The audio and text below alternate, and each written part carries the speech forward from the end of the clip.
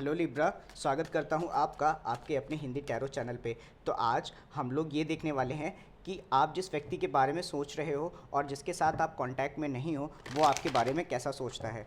तो कार्ड्स मैंने ऑलरेडी काफ़ी शफल करके रखे हुए हैं ताकि ऑन स्क्रीन टाइम कम लगे, पर फिर भी मैं यहाँ पे थोड़ा सा शफल कर रहा हूँ। और इस रीडिंग के बारे में बताऊँ तो हम ये देखने वाले हैं फर्स्ट रॉ में कि उनकी लाइफ कैसी चल रही है। सेकंड रॉ में हम ये देखेंगे कि वो आपके बारे में कैसे सोचते हैं, और थर्ड रॉ में हम ये देखेंगे कि इस रिलेशनशिप का फ्यूचर कैसा है। तो बिना कोई देरी किए हुए हम इस रीडिंग को शुरू करते हैं। पर उससे पहले मैं आपको ये कहना चाहूँगा कि अगर आपको ये वीडियो पसंद आती है तो इस चैनल को सब्सक्राइब करें, मेरे इस वीडियो को लाइक करें और कमेंट्स में बताएं कि आपको ये वीडियो कैसा लगा। तो सबसे पहला जो कार्ड है इस सिचुएशन में कि उनकी लाइफ कैसी चल रही है, तो हो सकता है इस समय वो अपनी लाइफ में अपने खर्चे को और अपनी जो सिचुएशन है उसे बैलेंस करने की कोशिश कर रहे हों, और कुछ सर्टेन तरीके की एनर्जी को वो ब्लॉकआउट करने की कोशिश कर रहे हो। मतलब उन्होंने अपने सामने बाउंड्री बना ली है और वो किसी को अपने पास में आने नहीं दे रहे हैं।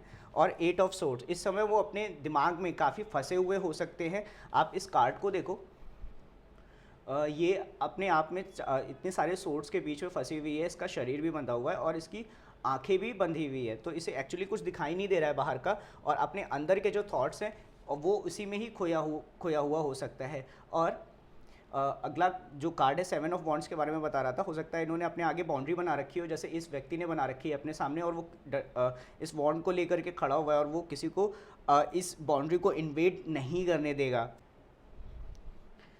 और उसके बाद जो कार्ड आता है कि वो आपके बारे में कैसा सोच रहे हैं, डेथ। तो हो सकता है कि उनके दिमाग में ऑलरेडी ये सिचुएशन एंड हो चुकी हो, ओके। और शायद वो अपने आप में इतना खोए हुए हैं कि आपके बारे में उन्होंने सोचा ही नहीं। वो अपनी लाइफ को ही बैलेंस करने में लगे हुए हैं, और आपके बारे में सोचते कैसे हैं तो मुझे नहीं लगता कि वो इस बारे में कुछ सोचते भी है, क्योंकि डेथ का मतलब हो गया कि एक सिचुएशन ख़त्म हो गई और उनकी लाइफ में नई सिचुएशन ऑलरेडी शुरू हो चुकी होगी। मतलब ऐसा नहीं है कि वो लव रिलेशनशिप में स्टार्ट हो चुके, कहीं उन्होंने स्टार्ट कर दिया होगा, लेकिन आपके बारे में वो इतना सोच नहीं रहे हैं। और किंग ऑफ वॉन्ड्स एक लियो कार्ड है, और इसका मतलब होता है एक काफ़ी पैशनेट गोल ओरिएंटेड पर्सन जो काफ़ी करिज्मेटिक है, काफ़ी कॉन्फिडेंट है और लोगों को अपने आप से इंस्पायर कर सकता है। तो वो करंट सिचुएशन में इस जैसा बनने की कोशिश कर रहे हो सकते हैं। वो ये चाहते हैं अपनी लाइफ में कि वो अपनी लाइफ में सब कुछ कंट्रोल कर लें और वो ग्रो कर पाएँ। 8 ऑफ सोर्ड्स के नीचे हमें वापस से मिलता है 4 ऑफ सोर्ड्स। तो वो आपके बारे में एक्चुअली इतना सोचने की कोशिश कर नहीं रहे हैं, ओके। उनका जो गोल है ना वो सेल्फ ग्रोथ पे और सेल्फ हीलिंग पे है। हो सकता है कि वो यहाँ पे जो अपने थॉट्स में फंसे हुए हैं या बाउंड्री ब्लॉक कर रखा है, आपको बाहर आउट कर रखा है, और इसके बाद वो अपने पैशन पे, अपने करियर पे, अपने गोल्स पे ज़्यादा फोकस कर रहे हों। और देखते हैं फ्यूचर कैसा है उनका आपके साथ में या आपका उनके साथ में। तो टेम्परेंस, इस सिचुएशन में ना आपको थोड़ा सा संयम रखने की ज़रूरत है। मुझे रीडिंग हम अदर पर्सन के बारे में कर रहे हैं, पर मुझे क्यों लगता है कि आपका कार्ड है, आपको थोड़ा सा बैलेंस रखने की ज़रूरत है अपने थॉट्स को, और अपने जो इमोशंस हैं उसे थोड़ा सा बैलेंस रखने की कोशिश करिए। Queen of swords, king of wands के नीचे आता है क्वीन ऑफ सोर्ड्स। तो हो सकता है कि आने वाले टाइम पे आप में से कोई डायरेक्ट कम्युनिकेशन करे, क्योंकि मैं इनके बारे में तो मैं देख रहा हूँ, राइट, कि इन्होंने आपको ब्लॉक कर रखा है या अपने आप में खोए हुए हैं, आपके बारे में सोच भी नहीं रहे हैं। और मैंने यहाँ पे देखा था कि वो आपके बारे में कैसा सोचते हैं, तो उनके दिमाग में शायद ये सिचुएशन ऑलरेडी एंड हो चुकी है। 4 ऑफ सोर्ड्स मतलब वो इस सिचुएशन से आगे बढ़ चुके हैं और अपने आप पे फोकस करने की कोशिश कर रहे हैं। तो ये जो लास्ट वाली स्प्रेड है ना, फ्यूचर रिलेशन, कि आपका कैसा रिलेशन होगा उनके साथ में, तो ये मुझे उनकी तरफ से कम होकर के आपकी तरफ से ज़्यादा लग रहा है। हो सकता है कि आपको अपने इमोशंस को बैलेंस करने की ज़रूरत हो, और आप कभी इतने ज़्यादा ट्रिगर हो जाओ कि आप, हो सकता है, उनसे डायरेक्टली पूछना ही स्टार्ट कर दो कि बताओ तुम चाहते क्या हो, राइट, फ्यूचर रिलेशन। और अगर आप ऐसा करते हो ना तो किसी ना किसी को तो हार्ट ब्रेक होगा ही।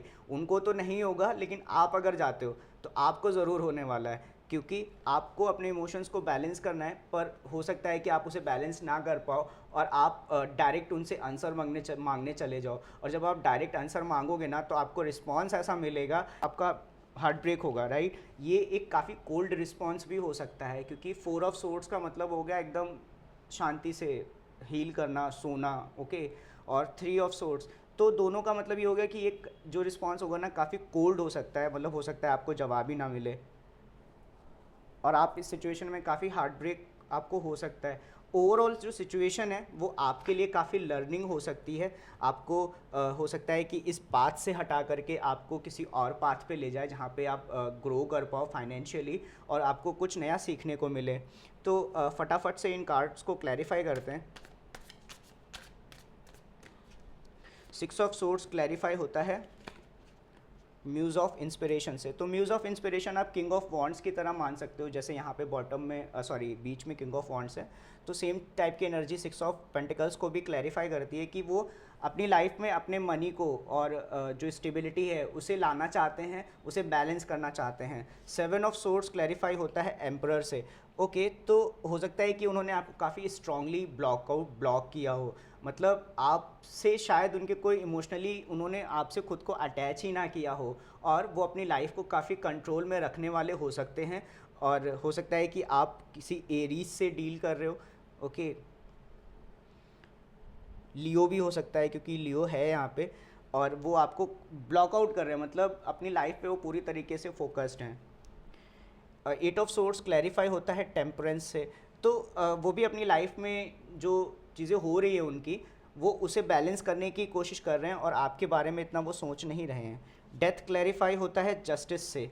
ओके, तो उन्हें ये लगाओ कि जो ये सिचुएशन है, जो मैंने बोला ना कि वो आपके बारे में कैसा सोचते हैं, तो उन्हें ये लगाओ कि ये सिचुएशन बैलेंस नहीं है उनके लिए और ये उनके साथ जस्टिस नहीं करती, फेयर नहीं है, इक्वल नहीं है। ओके, हो सकता है उन्होंने आपको अपने इक्वल ना समझा हो, right. King of wands clarify होता है एस ऑफ इंस्पिरेशन से। तो एस ऑफ इंस्पिरेशन या ace of wands same to same card है। आप मतलब इस रिलेशनशिप पे फोकस ना करके हो सकता है कि उन्होंने अपने पैशन पे और जो चीज़ों को वो चाहते हैं, जिनका उन्हें डिज़ायर है, उन्हें उस पर फोकस करने की उन्होंने कोशिश की हो। एक कार्ड और देखते हैं, नाइन ऑफ इमोशंस। ओके, तो हो सकता है कि वो सिंगल रहना चाहते हो, इमोशनली इंडिपेंडेंट रहना चाहते हो, उनका मन ना हो कि वो रिलेशनशिप में आए, अकेले ही खुश रहना चाहते हो। फोर ऑफ सोर्ड्स क्लैरिफाई होता है थ्री ऑफ इंस्पिरेशन से। तो आपको जो आप जैसे मैंने यहाँ पे बोला था ना कि आपको कोल्ड रिस्पॉन्स मिल सकता है, तो आपके ऊपर फोकस ना हो करके हो सकता है उनका फोकस अपने करियर पे हो, अपनी जिस चीज़ के बारे में वो पैशनेट फील करते हो उस चीज़ पे हो और मतलब ऑलरेडी वो उन चॉइसेस को परसू करना चाहते हैं, आपके ऊपर इतना ध्यान नहीं है उनका, वो अपने जो चॉइसेस हैं उन्हें देखना चाहते हैं, उन पे ग्रोथ लेना चाहते हैं। टेम्परेंस क्लैरिफाई होता है चैरियट से। मैं कह रहा हूँ ये लास्ट वाली जो रॉ है ना, ये वो नहीं है, ये आप है। ये जैसे मैं बोल रहा हूँ ना कि फ्यूचर रिलेशन कैसा होगा, हो सकता है कि आप उनकी तरफ बढ़ करके जाओ, ओके, तेज़ी में। और देखो चैरियट में ना जो ट्रेडिशनल टैरो डेक होती है चैरियट, उसमें क्या होता है कि दो डिफरेंट तरीके के हॉर्सेस होते हैं और वो डिफरेंट तरीके की एनर्जीज़ को बताते हैं। तो एक उस चैरियट को, उस रथ को एक तरफ खींचता है और दूसरा दूसरी तरफ खींचने की कोशिश करता है और जो उसे चला रहा होता है उसे उन दोनों को बैलेंस करना होता है। तो हो सकता है कि आपके जो इमोशंस हैं वो इस समय आउट ऑफ बैलेंस हो और आउट ऑफ बैलेंस होकर के आप किसी तरीके के इमोशन से ट्रिगर होकर के आप उनकी तरफ बढ़ कर के जाओ बताने के लिए। क्वीन ऑफ सोर्ड्स क्लैरिफाई होता है एट ऑफ इंस्पिरेशन से। ओके, तो आप हो सकता है मतलब देखो यार, ये तो प्रॉपर कम्युनिकेशंस के ही कार्ड हैं। आप चाहे चैरियट ले लो, मूवमेंट है, राइट। आप यहाँ पे एट ऑफ इंस्पिरेशन ले लो, ये भी मूवमेंट है। और आप क्वीन ऑफ सोर्ड्स ले लो, ये भी स्ट्रेट फॉरवर्ड लेडी है बात करने के लिए। तो एट ऑफ इंस्पिरेशन का मतलब हो गया आप स्ट्रेट फॉरवर्ड जाओगे उनसे बात करने के लिए, आप उन्हें डायरेक्टली कम्युनिकेट करोगे और कुछ ऐसे कम्युनिकेट करोगे जैसे आपने ऑनलाइन बोल दिया, ओके, मैसेज में बोल दिया, व्हाट्सएप पे बोल दिया, तो एक रैपिड कम्युनिकेशन होगी। थ्री ऑफ सोर्ड्स क्लैरिफाई होता है टू ऑफ वॉइसेस से।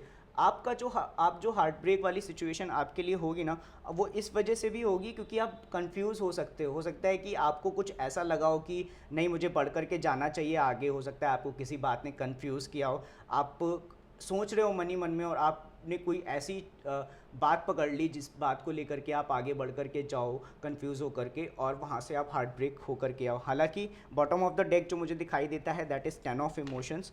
तो देखो दोस्तों, जो जिस तरीके से ये रीडिंग है और जिस तरीके से अदर पर्सन अपने आप पे फोकस करना चाहता है, मैं 10 ऑफ इमोशंस का मतलब यहाँ ये तो नहीं कहूँगा, या 10 ऑफ कप्स का मतलब मैं यहाँ ये नहीं कहूँगा कि आप उनकी लाइफ उनके साथ काफ़ी स्टेबल होने वाली है, काफ़ी बैलेंस होने वाली है, आप काफ़ी खुश रहोगे, फैमिली होगी। नहीं, ये एक्चुअली ये सारी चीज़ें सिर्फ आपके लिए हैं। ये आप इस रिलेशनशिप में जब ये सब होगा तो उससे आप क्या सीखोगे, और उन सारी चीज़ों से, उन सारी सीख से आप अपने आप को कैसे बेहतर बनाओगे, अपनी इमोशनल स्टेबिलिटी को कैसे बेहतर बनाओगे। तो दोस्तों, अगर आपको ये रीडिंग पसंद आई हो तो मेरे इस चैनल को सब्सक्राइब करिए, और मेरे इस वीडियो को लाइक करिए, और कमेंट्स में बताइए आपको वीडियो कैसा लगा। और अगर आप चाहते हैं कि इस तरीके के वीडियोस मैं बनाता रहूं तो प्लीज़ मुझे बताइए कि आपको ये वीडियो कैसे लग रहे हैं। तो दोस्तों, मिलता हूँ किसी और वीडियो में, तब तक अपना ध्यान रखिए। बाय।